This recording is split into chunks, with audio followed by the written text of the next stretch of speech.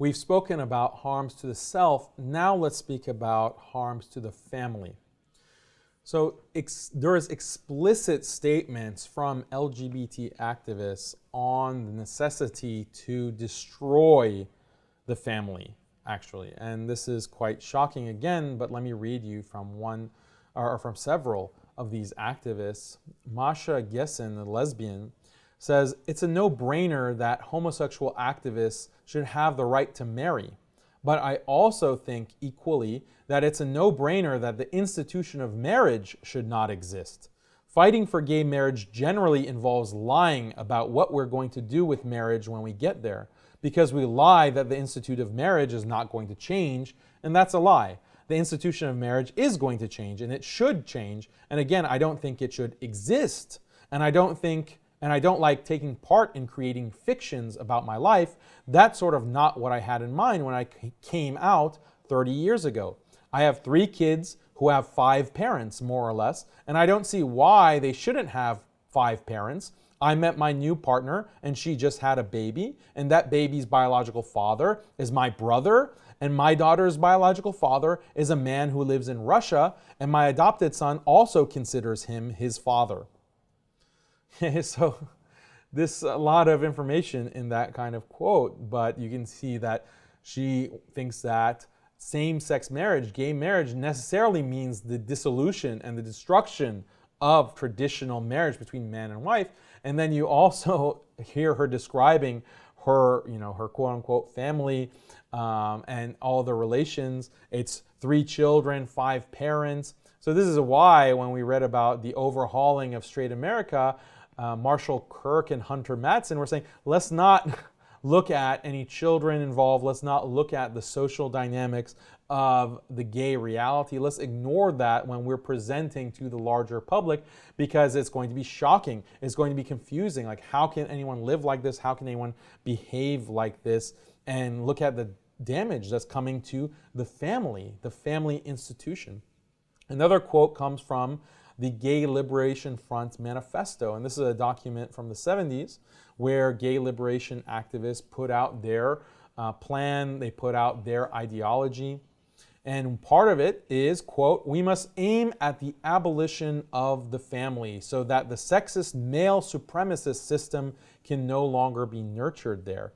So their idea is that family in itself inherently is contrary to liberation of everyone, gay, lesbian, man, and woman. And so the family itself has to be destroyed if anyone is to be liberated. So this is the kind of raw ideology that is coming through from gay liberation activists in the 70s and the early 80s. And this is before the sanitization process happened later in the 90s, as we read about in the previous modules. Then another quote from Paula Edelbrick of the National Gay and Lesbian Task Force. She says, "Being queer means pushing the parameters of sex and family, and in the process, transforming the very fabric of society. We must keep our eyes on the goal of radically reordering society's view of reality." Radically reordering society's views of reality. So this is quite extreme. This is the kind of goal that they have. And this is not like some fringe group. This is the National Gay and Lesbian Task Force, and this is what they want to do to people's understanding of reality. Fundamentally reordering and reshaping it. And so this is something that they're explicitly open about, and you can see it's a destructive approach.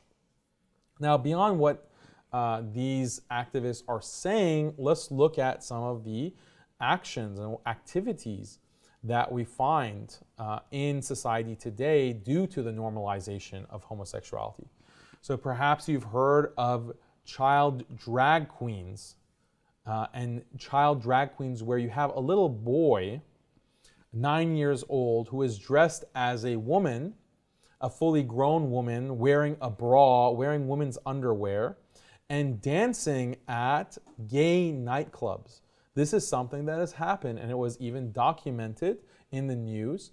And you have this individual boy who's essentially being abused by his parents who are allowing and encouraging him to do this.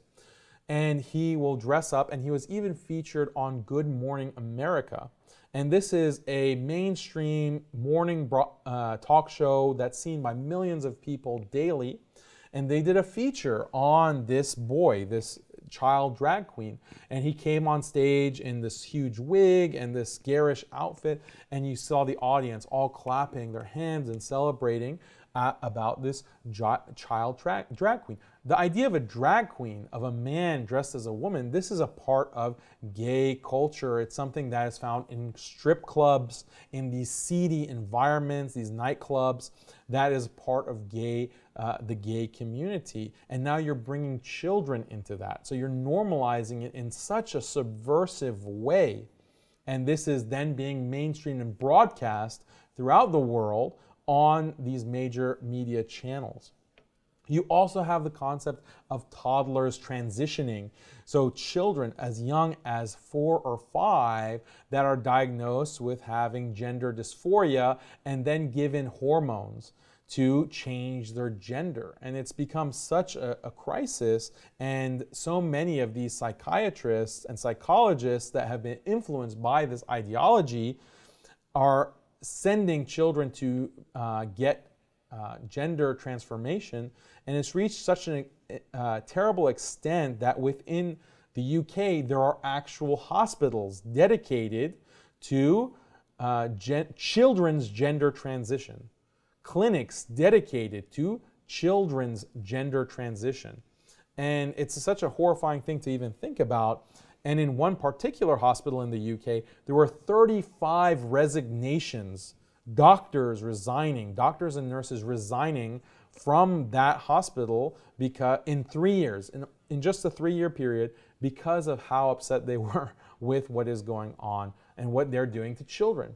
So this is reordering reality. This is changing the family. This is changing what it means to be a son or a daughter, to be a mother or a father, whether you even need such things to have a family. And there are so many statistics that also show the harm on the family level with homosexual couples or homosexual partners in a relationship, what kind of negative consequences that has for children. And so there's one professor at the University of Texas who has done research on this, and he's a tenured professor, so he's safe from the gay lobby and he's safe from losing his job, but his name is Mark Regnerus. And he's published research papers on how children who are raised in homes headed by same-sex parents, homosexual parents, were more likely to have poor educational attainment.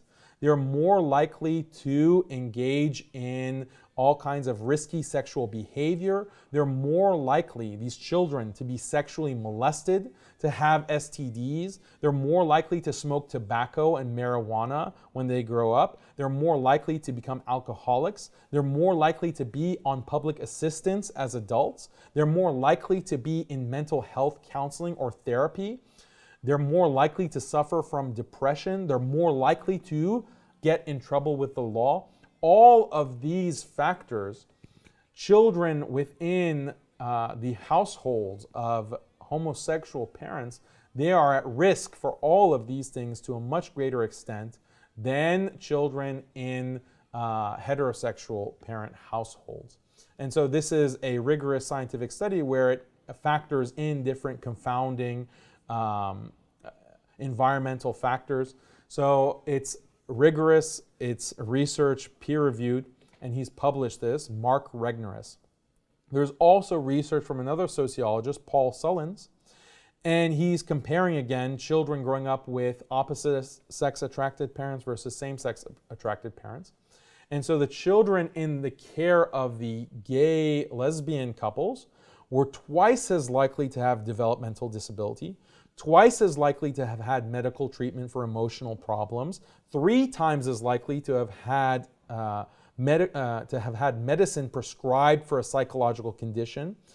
They are 10 times more likely to have been sexually touched by a parent or other adult and 4 times more likely to have been forced to have sex against their will, twice as likely when becoming adults to suffer from depression, and 4 times as likely to consider suicide, more likely to use tobacco and marijuana and have been arrested and then pled guilty of a crime, and 3 times more likely to be unemployed and receiving public assistance, or twice as likely to have been involved in an adulterous relationship when married.